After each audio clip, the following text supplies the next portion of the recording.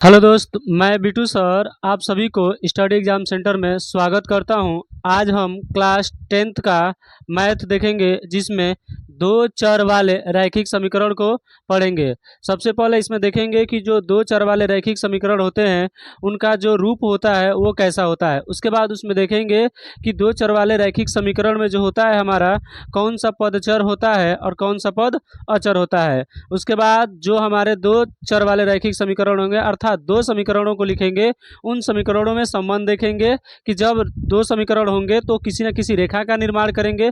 जब रेखा का निर्माण करेंगे तो तीन तरह के रेखा को बनाएंगे।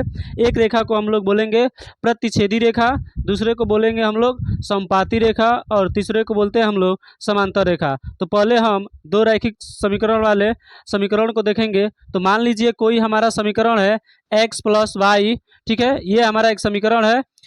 प्लस का इसमें जो भी होता है इक्वल टू करके आप जीरो कर दीजिए, ठीक है। तो ये हमारा बनेगा एक समीकरण होता है। लेकिन यदि इसमें हम एक अचर पद को जोड़कर लिखते हैं, जैसे मान लीजिए यहाँ पे x प्लस वाई लिखा गया है, तो दोनों तरफ अचर पद जोड़ दो, या एक तरफ आप अचर पद c को ले लेंगे और बराबर का जीरो कर देंगे। अब इसमें हम क्या करेंगे, अचर पद का गुणांक यहाँ पे a लगा देंगे, यहाँ पे b लगाएंगे, तो ये हमारा बनेगा रैखिक समीकरण। अब इसको रैखिक समीकरण क्यों कहा जा रहा है, क्योंकि इस समीकरण के पावर x हो या y हो, घात कितना है जी, एक है, इसलिए इसे हम कहेंगे रैखिक समीकरण। अर्थात यहाँ से यदि हम बात करेंगे तो a1x b1y c1 equal to zero, ये समीकरण आपका फर्स्ट बनेगा, ठीक है। इसी तरह दूसरा समीकरण बना सकते हैं a2x plus b2y plus c2 बराबर जीरो, और ये समीकरण बनेगा 3। जहाँ पे हम कह सकते हैं, जहाँ पे a b c a कमा b कमा c जो होंगे ये हमारा अचर पद होंगे, तथा आपको x तथा y दिखाई दे रहा होगा, x तथा y ये हमारा होता है चर पद। अब जो अचर पद होता है इसका मतलब ये होता है कि जो अचर पद होता है जिसका मान नियत होता हो उसे क्या कहेंगे जी, अचर पद कहते हैं। इसका मान कभी बदलता नहीं है। जितने भी हमारे अंक होते हैं, संख्या होते हैं, उनको हम अचर पद के कह सकते हैं। और चर पद का मतलब जिसका मान हमेशा बदल जाता हो, अर्थात मान अलग अलग आ जाए, जैसे एक्स वाई जेड हो जाता है, आपका ए बी सी डी हो जाता है, पी क्यू आर एस हो जाता है। तो इन सभी राशि को चाहे पद को हम लोग अचर पद कहते हैं। अब इन दोनों को हम युग्म समीकरण के रूप में लिखना चाहेंगे, तो यहाँ पे आपको लिखा गया है युग्म समीकरण। इसको हम युग्म समीकरण भी कह सकते हैं। अब जैसे ही हमारा युग्म समीकरण बन रहा है, ठीक है, तो युग्म समीकरण में हम सबसे पहले तीन तरह के रेखाओं को बताए हैं, जिसमें पहला रेखा पढ़ेंगे हम लोग प्रतिच्छेदी रेखा। अब प्रतिच्छेदी रेखा क्या होता है, तो प्रतिच्छेदी रेखा आप दो रेखाएं होंगी। जैसे मान लीजिए कि यह एक रेखा है जिसका समीकरण कुछ और हो सकता है, और ये दूसरी एक रेखा है, इसका भी समीकरण हो सकता है। मान लीजिए कि यह पॉइंट ए है और यह पॉइंट बी है, ये पॉइंट सी है और ये डी पॉइंट है। तो ये दोनों रेखाएं एक दूसरे को जब काट रही हैं, तो जो हमारा युग्म समीकरण है उस वहाँ से इसको हल करेंगे, तो प्रतिच्छेदी रेखा का गुण होता है कि a1 बटा a2 not equal to b1 बटा में b2। ये जब भी कंडीशन आपको दिखाई देने को मिलेगा तो इस तरह के रेखा को हम लोग कहेंगे प्रतिच्छेदी रेखा। प्रतिच्छेदी रेखा क्यों कहेंगे, क्योंकि यहाँ पे आपको यहाँ पे दोनों समीकरण एक दूसरे को काट रही हैं। उसके बाद ये पहला हो गया था, इसी में हम दूसरा देखेंगे समपाती रेखाएं। समपाती रेखाएं, समपाती रेखाएं क्या होता है, तो समपाती रेखाएं का मतलब होता है कि कोई आपको यहाँ पे एक समीकरण दिया गया है। अच्छा, प्रतिच्छेदी रेखा में सपोज मान लीजिए कि यह रेखा a1x plus b1y plus c1 equal to zero है, और ए बी जो रेखा है इसको हम मान लेंगे a2x plus b2y plus c2 zero है। हम ऐसे कर सकते हैं। उसी तरह यहाँ समपाती रेखा में एक रेखा यहाँ पे हम मान ले रहे हैं कि यह a पॉइंट बी है, और दूसरी जो समपाती रेखा होगी, समपाती का मतलब उसी के समांतर, उसी पे बेस्ड होगा। जैसे मान लीजिए यहाँ पे दो लाइन खींच देंगे और इसको हम सी और डी से डिनोट कर देंगे, तो इस तरह की रेखा को हम लोग कहेंगे समपाती रेखा। ये जो समपाती रेखा होता है, जब इन दोनों समीकरण युग्म को हल करते हैं तो यहाँ से जो मान आता है a1 बटा a2 बराबर b1 बटा b2 equal to c1 upon c2, तीनों का मान हमेशा बराबर होता है, तो उसको हम लोग बोलते हैं क्या जी, समपाती रेखा है। उसके बाद इसमें तीसरा रेखा को पढ़ेंगे हम लोग समांतर रेखा। अब समांतर रेखाएं क्या होती हैं, तो समांतर रेखाएं जो होती हैं एक दूसरे के पैरेलल होंगी, अर्थात बराबर होंगी। उनका जो बीच की दूरी होगा वो हमेशा आपका सेम होगा। जैसे मान लीजिए यह कोई रेखा है, ठीक है, या आप ऐसे भी कह सकते हैं कि ये कोई आपका रेखा है जिसका नामकरण करेंगे ए बी, और दूसरा इसी के समांतर समान दूरी पर कोई दूसरी रेखा सी और डी है। तो यहाँ से जो कंक्लूजन निकल कर आता है इसका समांतर रेखाएं का A1/A2 बराबर B1/B2 होता है, लेकिन नॉट इक्वल टू C1/C2। इस तरह का जब भी आपको समीकरण दिखाई देने मिल जाएगा, जब दोनों को हल करने के बाद देखेंगे A1/A2 not equal to B1/B2, तो उसको हम बोलेंगे प्रतिच्छेदी रेखा। यदि आपको A1/A2 बराबर B1/B2 बराबर C1/C2 दिखाई देगा तो उस तरह की रेखा को हम लोग कहेंगे समपाती रेखा। उसके बाद समांतर रेखा आपका हो जाएगा, दो बराबर होंगे एक बराबर नहीं होगा, अर्थात A1/A2 बराबर B1/B2 not equal to C1/C2। ये हमारा क्या होता है यदि दो चर वाले रैखिक समीकरण के कुछ डिफिनीशन होता है। अब इसमें क्या होगा कि जब A1/A2 not equal to B1/B2 होंगे तो इसके कैसे हल हो सकते हैं। उसी तरह इसमें B1/B2 नॉट बराबर A1/A2 बराबर B1/B2 बराबर C1/C2 होंगे, तो यह कैसे हल होंगे, और A1/A2 बराबर B1/B2 not equal to C1/C2 होंगे, तो ये कैसे हल होंगे इसके बारे में हम देखेंगे। तब तक आप इसको लिख लीजिए। अब इसमें हम देखेंगे कि जो हमारा प्रतिच्छेदी रेखा होती हैं क्या ये संगत होते हैं कि नहीं होते हैं। ये जो समपाती रेखाएं होती हैं ये संगत होते हैं कि नहीं होते हैं, और ये समांतर रेखाएं होती हैं ये संगत होते हैं कि नहीं होते हैं। उससे पहले इसको हम चेक करके बता दे रहे हैं कि ये जो समीकरण होते हैं इसको सॉल्व करने के लिए आपको ये मान याद होना है। जैसे मान लीजिए कोई कह देगा, कोई समीकरण दे देगा, जैसे मान लीजिए यहाँ पे दोनों समीकरण है। फॉर एग्जांपल ले लीजिए कि कोई समीकरण दे दिया है, ठीक है, जैसे दे देगा 3x प्लस का, ठीक है, एक समीकरण ले रहा है 3x प्लस का 4y इक्वल प्लस का 3 इक्वल टू में 0, ये पहला समीकरण हो जाएगा। और दूसरा समीकरण ले रहे हैं 5x प्लस का 3y माइनस का 6 इक्वल टू 0, और ये समीकरण नंबर सेकंड लेंगे। अब इसको सॉल्व करेंगे, तो सॉल्व करने के बाद यदि तीनों रिलेशन में से जो रिलेशन इसको बराबर करेगा, जैसे मान लीजिए दोनों समीकरणों को इस समीकरण से तुलना करने के बाद A1/A2 का मान निकालेंगे, B1/B2 का मान निकालेंगे, C1/C2 का मान निकालेंगे, और इस तरह चेक करेंगे। यदि दोनों आपस में बराबर नहीं होंगी तो इस तरह की रेखा को हम बोल सकते हैं प्रतिच्छेदी रेखा। यदि सभी बराबर आ जाएंगे तो इस तरह की रेखा को बोलेंगे समपाती रेखा। एक बराबर आ जाए और एक बराबर नहीं आएगा तो इस तरह की रेखा को बोलेंगे हम लोग समांतर रेखा। तो इसमें हम एग्जांपल लेकर सॉल्व करेंगे, ठीक है। उससे पहले इसमें बता दे रहे हैं कि जो A1/A2 होते हैं इसके कैसे हल होंगे। ये जो आपका होता है तीनों जब बराबर होंगे तो इसे किसका हल कैसा होता है, और जब एक बराबर होता है और एक बराबर नहीं होता है तो उसका हल कैसे होता है, इसके बारे में हम लोग क्या करेंगे जी, जानेंगे। जैसे मान लीजिए कि एक बराबर होगा तो इसको हम लोग बोल देंगे अद्वितीय हल। एक बराबर नहीं होगा तो इसको क्या बोलेंगे, अद्वितीय हल हो जाएगा। और जब अद्वितीय हल हो जाएगा उसी तरह समपाती रेखा में जो होगा A1/A2 इसको हम बोलेंगे अपरिमित रूप से अनेक हल होंगे। क्या बोलेंगे जी, अपरिमित रूप से अनेक हल होंगे। और ये आपका जब दो बराबर तीसरा बराबर नहीं होगा तो इसको बोलेंगे कि कोई हल नहीं है, कोई हल नहीं है। तो आपको लैंग्वेज बेस्ड जब क्वेश्चन पूछेगा तो इस तरह क्वेश्चन भी बना सकता है कि निम्न समीकरण में से कोई हल नहीं है, निम्न समीकरण में से अपरिमित रूप से अनेक हल है और इसका अद्वितीय हल है। तो ऐसे भी करके आपको PQM जो भी होता है उसमें मान रखकर पूछ सकता है। उसके बाद यदि बात करेंगे कि प्रतिच्छेदी जो रेखा होती हैं वो आपका संगत रेखाएं होती हैं। कैसी रेखाएं होंगी जी, संगत। अपरिमित अर्थात संपाती रेखाएं जो होते हैं जिसका अपरिमित रूप से अनेक होते हैं ये भी आपका संगत रेखाएं होती हैं। लेकिन यदि हम समांतर रेखा की बात करेंगे तो ये संगत रेखाएं न होकर असंगत रेखाएं होती हैं। अब कैसे होता है इसको हम एग्जाम्पल के थ्रू देखेंगे। तो एग्जाम्पल देखेंगे, इसको हम मिटा रहे हैं।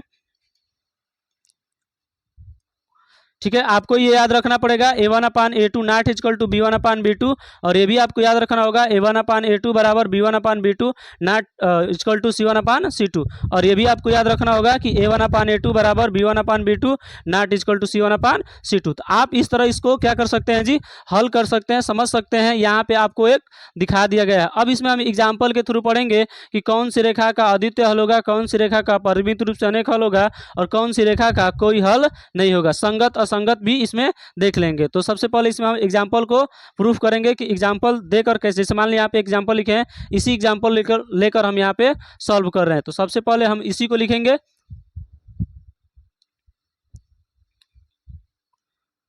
तो यहाँ से हम समीकरण को लिख ले रहे हैं 3x प्लस का 4y प्लस 3 इजकल टू का 0, इसको हम समीकरण फर्स्ट मान रहे हैं। और दूसरा समीकरण आपका है 5x प्लस का 3y माइनस का 6 इजकल टू 0, ये समीकरण नंबर क्या है जी, सेकेंड है। अब इसको हम मिटा दे रहे हैं। अब इस समीकरण की तुलना हम करेंगे युग्म समीकरण से, जो अभी आपको पीछे बताए हैं।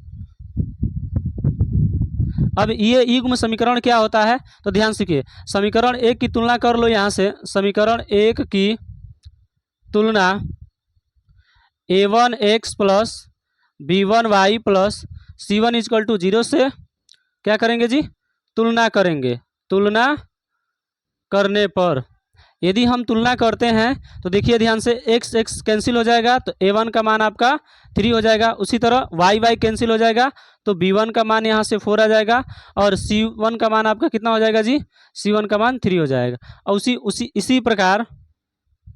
इसी प्रकार समीकरण सेकेंड को a2x plus b2y plus c2 equal to 0 से तुलना करने पर, यदि हम तुलना करते हैं तो ध्यान से सुनिए, यहाँ से तुलना करेंगे तो x कैंसिल हो जाएगा तो a2 का मान आपका हो जाएगा 5, वहाँ से y कैंसिल हो जाएगा तो b2 का मान हो जाएगा आपका 3, और यहाँ से c2 का मान कितना हो जाएगा जी, c2 का मान हो जाएगा -6। अब यहाँ पे ध्यान से देखिए, पहला रेखा आपको पढ़ाए हैं प्रतिच्छेदी रेखा, तो चेक कर लो कि यह जो रेखा है प्रतिच्छेदी है या नहीं। तो यहाँ से ध्यान देखिए, a1 का मान कितना है जी, a1 का मान आपको 3 दिया है तो 3 लिख लीजिए, बटे में a2 का मान कितना दिया है 5। उसी तरह यहाँ पे आपको b1 का मान कितना दिया है जी 4, और b2 का मान कितना दिया है जी 3। उसी तरह यहाँ पे देख लीजिए c1 का मान कितना दिया है 3, और c2 का मान -6 दिखा है। अब यहाँ से देखो, न यह इसके बराबर है न यह इसके बराबर, अर्थात कहने का मतलब ये जो समीकरण आपको दिया गया है तीनों में नहीं बराबर है। जब तीनों में नहीं बराबर है तो हम इसको बोल सकते हैं अतः दिया गया समीकरण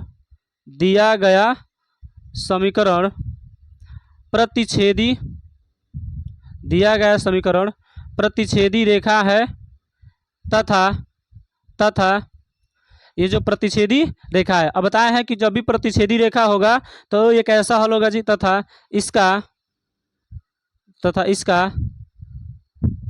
अद्वितीय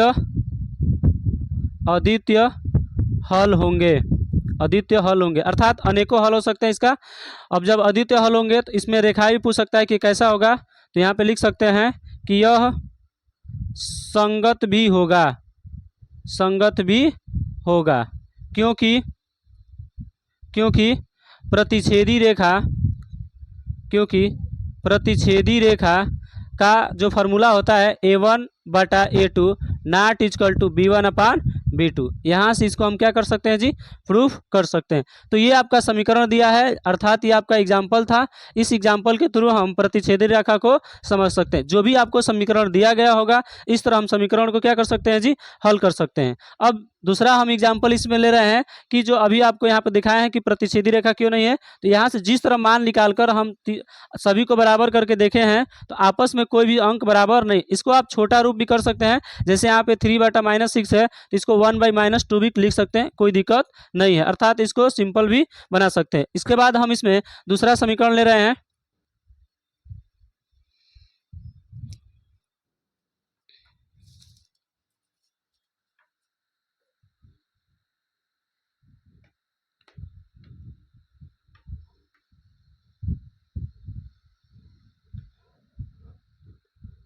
इसमें दूसरा समीकरण यदि हम बात करेंगे तो दूसरा समीकरण हो जाएगा आपका 2x माइनस का 7y माइनस का 8 इजकल टू में 0।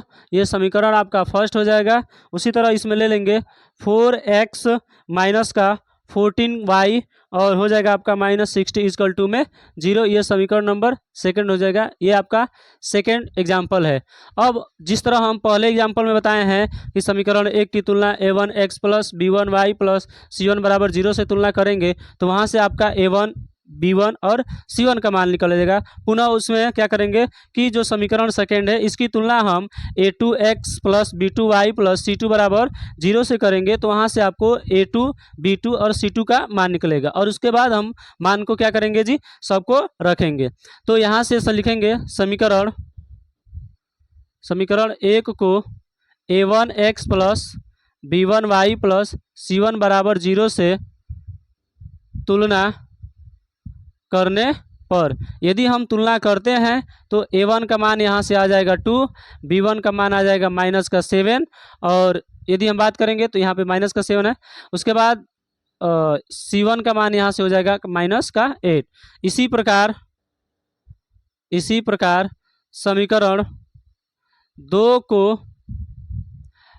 a2x plus b2y plus c2 बराबर 0 से तुलना करने पर यदि हम इसको तुलना करेंगे तो a2 का मान यहाँ से 4 आ जाएगा, b2 का मान यहाँ से माइनस का 14 आ जाएगा और c2 का मान यहाँ से माइनस 16 आ जाएगा। अब क्या करेंगे, सभी मानों को रख कर देखेंगे तो यहाँ सभी मानों को रखेंगे तो ये 2 बटा में हो जाएगा 4। लिखेंगे यहाँ पे सभी का अनुपात लेने पर, सभी का अनुपात लेने पर तो यहाँ से अनुपात ले लीजिए 2 बटा 4 हो जाएगा a1 अपान a2 का, b1 अपान b2 का हो जाएगा माइनस 7 अपान में 14 हो जाएगा माइनस का और ये हो जाएगा माइनस 8 अपान में माइनस का 16 हो जाएगा। अब इसको सिंप्लीफिकेशन कर सकते हैं तो ये कटाएंगे तो ये हो जाएगा आपका 1/2, ये हो जाएगा कटाएंगे माइनस माइनस कैंसिल हो जाएगा तो भी 1/2 होगा, यहाँ माइनस माइनस कैंसिल हो जाएगा, इसको कटाएंगे तो 1/2। अब यहाँ पे देखेंगे तो जो हमारा a1 अपान a2, b1 अपान b2 और c1 अपान c2 सभी का मान क्या है जी, बराबर है। जब सभी का मान बराबर आ गया है तब हम क्या समझेंगे जी, अभी बताए हैं कि जब सभी का मान बराबर होते कैसी रेखाएं होती हैं जी, समपाती रेखाएं होती हैं। कैसी रेखाएं होती हैं, समपाती रेखाएं हैं। क्योंकि a1 अपान a2 बराबर b1 अपान b2 बराबर c1 अपान c2 के बराबर है। और जब ऐसे बराबर है तो अभी बराबर है, अतः यह समपाती रेखा है। और जब समपाती रेखा होगा तो इसके लिख देंगे, इसके अपरिमित रूप से अनेक होल होंगे, इसके अपरिमित रूप से अनेक हल होंगे तथा एक ऐसी रेखा होंगी जी, संगत रेखा होंगी, संगत रेखा होंगी। तो इस तरह हम समीकरण सेकेंड में समझे हैं कि जो भी समीकरण आपको दिया गया है ये कैसे समीकरण युग्म है जी, तो समपाती रेखा है। समपाती रेखा का मतलब दोनों रेखाएं आपस में बराबर है। अब इसमें हम देखेंगे तीसरा समीकरण को कि जो तीसरा समीकरण दिया गया है इसको सॉल्व करेंगे, ठीक है, जो तीसरे के लिए होगा समांतर के लिए। तो ये आपको समझ में आ रहा होगा। अब मिटा रहे हैं इसको और उसके बाद इसका हम तीसरा समीकरण देख रहे हैं।